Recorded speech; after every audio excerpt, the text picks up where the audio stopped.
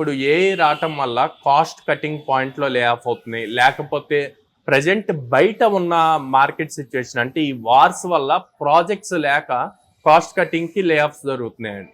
Only AI వల్ల లే offs జరుగుతున్నాయి లేవు.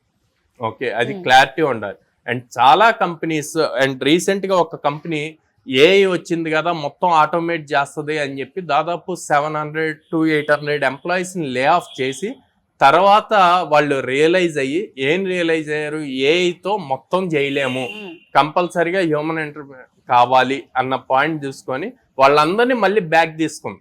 సో అంటే అంతా ఇక్కడంతా కూడా R&D లో ఉందన్నమాట, research and development experiment stage లోనే ఉంది, అంతా ఫుల్ ఫ్లెడ్జ్డ్ కాదు.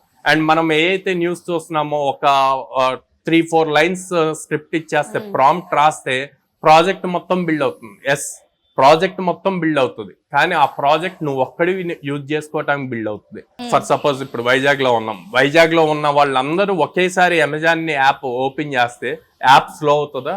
లేదు. ఎట్లా మనకి ఎలా వర్క్ అవుతుందో అందరికి ఒకే లెవెల్ ఆఫ్ ఎక్స్పీరియన్స్ వస్తుంది.